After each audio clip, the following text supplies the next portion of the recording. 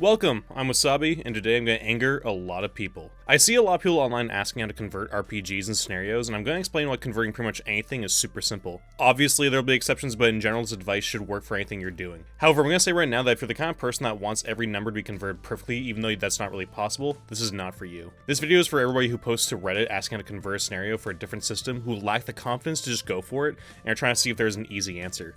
So, in no particular order, this is my advice for doing conversions for pretty much any scenario and any RPG. First piece of advice is I'm going to say what your parents never did and say I believe in you, you're a beautiful human being, you deserve that promotion at work, and most importantly, you absolutely have the ability to convert RPGs both during prep and on the fly at the table. Joking aside, I do really think confidence is the biggest issue that stops GMs from scheduling that first game due to feelings of inadequacy, or the huge amount of work the conversion is perceived as. I'm going to give a lot of advice, but the truest advice I'd like to say up front is that not only is no conversion perfect, but no RPG is perfect. Sure, people playtest their scenarios and work out the kinks, and you can go online and see 1,000 people screaming about balance, but no scenario can truly account for everything, and neither can you. So don't sweat it. Just give more hit points or add monsters on the fly, or have creatures die or run away when it seems the most dramatic or fun.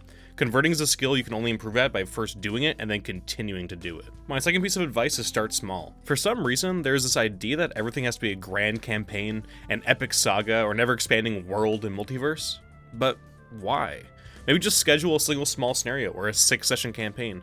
I could probably do another video on this, but I think we hear about all the epic year-long campaigns that everyone has been in, and if you look at Wizards of the Coast with its current edition, most of their scenarios releases are these huge plot-heavy tomes with a mountain of information, a load of characters, and just a crap ton of stuff to learn and read. I think these two things have set this precedent that everything needs to be a grand campaign, where you go from level 1 to 20, or 1 to 100, or whatever the levels are in your game if it has levels, and just that you should play every game to be 1 to 2 to 5 years.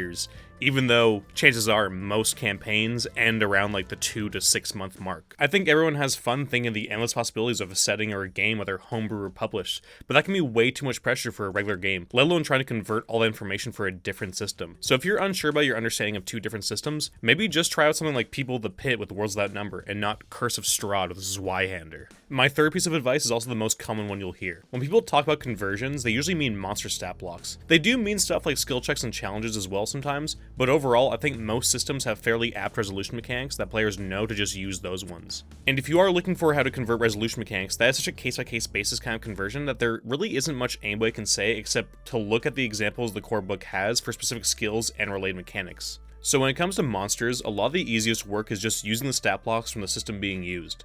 An encounter is 6 orcs, just use the orc stat block from whatever system you're using. Just be mindful of power differences in games. 6 orcs for a scenario in 10 for 5e might just be a hard encounter, and when converting to a different system, that encounter might now be damn near impossible to beat. Which isn't inherently a bad thing to have such a change. In fact, that can make a mundane encounter a lot spicier, but the assumption here is that the conversion is meant to replicate the intent of the original scenario. Anyway, the difficulties for people usually come from specific monsters created for scenarios or monsters not covered in the bestiary of the system being used, and there's a few tricks for that. First and easiest is just find the closest stat blocks to the monster and use that. Scenario has a clay golem, the closest thing you have is an earth elemental. Use that, and maybe you need to tweak it. But remember what I said about nothing being perfect earlier? Maybe that clay golem is an earth elemental now instead if it doesn't break anything in the plot. Remember that you can just change things. The second trick, and this is one I thought of on my own but later found out is a common practice in the hobby, and that's just grab a bear or wolf stat block depending on the monster and just add or subtract to it. But basically the idea is have a horrifying monster for a fight but don't know what to use, just grab a bear stat block. They already usually have decent health, okay defense, and multiple attacks, and you can just add to it. Your monster has 4 razor sharp tentacles and attacks, just use the bear's claw attack 4 times. Your monster has an eye that shoots lasers, just add a ranged attack with whatever damage you think works for how deadly you want the laser to be. It's super simple, and trust me, it works way better than you think it would. If you're still not super sure about being able to convert that scenario you're looking over on your bookshelf right now, maybe it's time to consider a few things. Firstly, consider that you're listening to a cartoon burger with a disembodied Canadian voice, and maybe you need to reevaluate who you go to for advice. Or maybe ask yourself why you're converting the scenario and does it make sense. Are you converting it because you want to just use a system you already know and feel like learning a new system is too much work? Does the system you are converting to work both tonally and mechanically? Almost all D&D inspired systems should work with each other both inside and outside the OSR, but is trying to run horror on the Orient Express with thirsty sword lesbians really the best idea? Maybe it's not the worst idea to just use the system that the scenario is made for. My last quick tip, which honestly honestly should have been my first is because it's by far the easiest, which is just see if somebody else has already done it before you. The online RPG hobby is full of amazing nerds who have already done work and shared it. When I was looking at running Hot Springs Island, I found a guy who made old school conversions for every monster and creature in HSI. If I can find that link again, I'll post in the description. Depending on the popularity of what you're looking to run, there's a good chance some guy in a forum or Reddit did all the legwork for you already. Okay, so you gain confidence in yourself, you make plans for your campaign to start in 2 weeks, but you ignore everything else I said, and you grab the biggest campaign book you can find. And you're still waiting on the part of the video where I actually say something helpful because nobody has done any conversions for it, and you're not running a game where everything is secretly a bear. Fine. I'll give you some tips to make your life easier since you want the conversion to be as pure as you possibly can make it. My advice would be to do way more prep ahead of time and do not do random encounters. You can still roll in the monster tables for inspiration and content, but I would do all that as well as conversions before you get to the table. I'm not saying railroad your players, but make sure that if you're not confident changing and adapting on the fly, you have a proper amount of content prepared for that session. Speaking of preparing content, prepping a large campaign is a big task already, and conversions means it'll be quite a bit more, so do yourself a favor and break it down into chunks. Some big campaigns demand you read the entire book before running, and that's not the hardest part, but don't try and convert all of it in one go.